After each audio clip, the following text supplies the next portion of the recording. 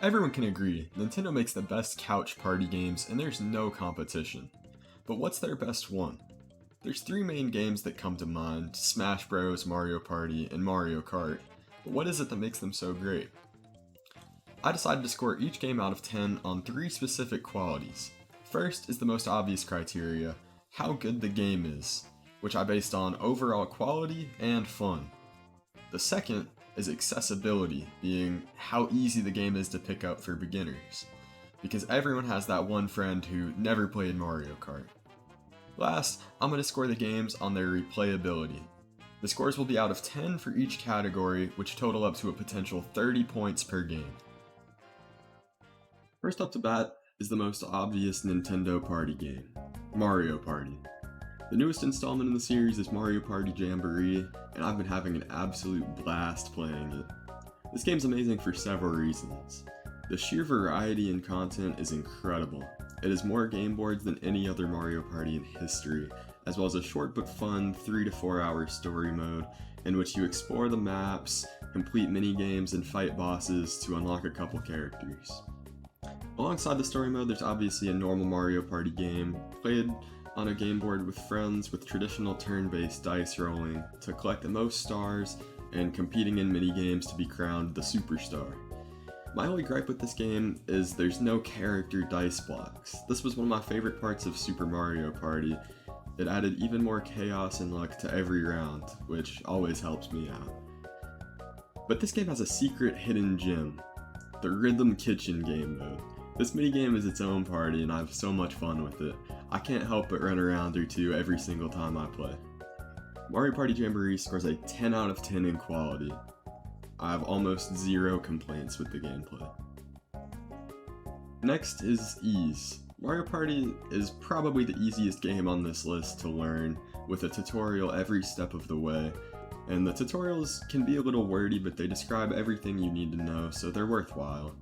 This can get annoying for, adults and experienced players, but tutorials can be skipped very easily, and they just ensure the game is fun for people of all ages to pick up and play. And while most minigames are relatively easy, there are a few that can be difficult, so for that I give Mario Party a 9 out of 10 for ease. Lastly for Mario Party Jamboree is replayability. This is the category I'm most conflicted on, as I find myself frequently playing this game, but only one round at a time because of how long they take. One game of Mario Party takes at least 90 minutes. So a play session is typically one, maybe even 2 rounds of the game, opposed to other games on this list that you can play 20 plus rounds of in 90 minutes. However, the long games make for a unique experience that brings me back time and time again, and leaves me looking forward to future installments in the series. It has its own style, and is specifically designed for fun couch sessions with a good group of friends, and it's most people's first option when choosing a party game. For that I give it an 8 out of 10 for replayability, leaving it with a total score of 27 out of 30.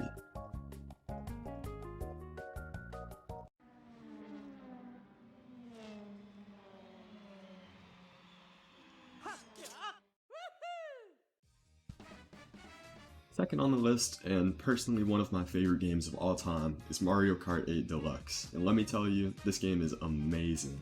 I have over 150 hours in Mario Kart, whether that's playing with my friends, online, or by myself doing time trials. I've poured a solid amount of time into this game, and on theme with most Nintendo Switch games, Mario Kart 8 Deluxe is the biggest and best installation in the series, with 5 race speeds, 42 characters, 24 Grand Prix totaling for 96 individual maps. This game is massive, and the quality absolutely mirrors the quantity. This game is very, very polished. The item rotation can be questionable at times, however, that's just Mario Kart, and I would say this game has the best balance out of any in the series. This game feels absolutely amazing to play and is a blast. Mario Kart 8 Deluxe gets a 10 out of 10 for fun and quality. Mario Kart 8 Deluxe is relatively easy to learn, however, the learning curve is very steep, as first-time players probably won't be able to steer too well, won't know what the items do, and absolutely cannot drift. But the basics of the game are pretty simplistic, and it's easy to come back to after a while of not playing. At its core, Mario Kart should be relatively simplistic so that the whole family can play. And with an item system that rewards lower placings as well as the game being on the easier side, I scored a 7 out of 10 for ease. As far as replayability, I would say Mario Kart is one of my most played games ever. I cannot get enough of it. I've been playing Mario Kart games for as long as I can remember, and I don't plan on stopping anytime soon. It's always my first choice, and as of December 2024, it sold 67 million copies, making it the most purchased Switch game and the 4th most purchased game of all time. And that doesn't necessarily make it more or less replayable, but statistically it's one of the most played games ever, so I thought it was worth mentioning. And as someone who has constantly been playing this game since release, I give it a 9 out of 10 for replayability, leaving Mario Kart 8 Deluxe with a 26 out of 30. Last, and maybe not least, is Super Smash Bros. Ultimate. Smash follows suit with the others in terms of quality and how fun it is, because the game is incredible. It feels just as good as Mario Kart, and by this point you know the story. An abundance of maps, every character you would ever want to play, as well as 8 Fire Emblem characters, and a bunch of fun game modes. The only crap I have with this game is the story mode. While World of Light is very fun, and lately I've been playing loads of it, my heart yearns for Subspace Emissary, and I can't help but want more from Ultimate. But maybe I'm just blinded by nostalgia. However, as far as playing the game on a couch with some friends, I think it's almost unmatched, and I give it a 9 out of 10 in quality and fun. But this is where things get a little tricky, as Smash is the hardest game to learn by far. Every character has an intricate moveset that can scare off newcomers, but if everyone you're playing with is at a similar skill level, this tends to not matter. Which brings me to my main point here, skill. More often than not, there's a player in a friend group that's more experienced and more skilled than the others, which can lead to some fun moments where maybe you team up on them or have them play characters they're bad at. But more often than not, they just destroy everyone in the lobby. I score Super Smash Bros. A 6 out of 10 for ease, as it's very hard to learn and nearly impossible to get good at.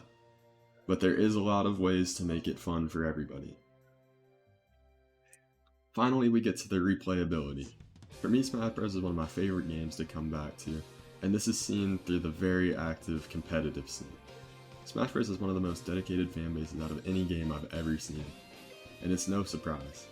The gameplay is super fun and keeps you coming back for more, and for so many of those that fall in love with the game and can't get enough, playing online or competitively is amazing. Due to its impressive competitive scene and how much fun this game is with a group, on a couch, or online, Super Smash Bros. Ultimate gets a 10 out of 10 for replayability, leaving it with a 25 out of 30 in total points. And unfortunately for Smash, this puts it in last place, falling behind Mario Kart 8 Deluxe in second, and Mario Party Jamboree in first.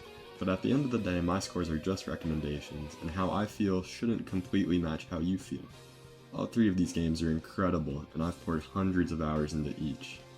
If you made it to the end of the video, I just want to say thanks so much for watching, and let me know down below in the comments what your favorite couch co-op game is. Maybe I missed it.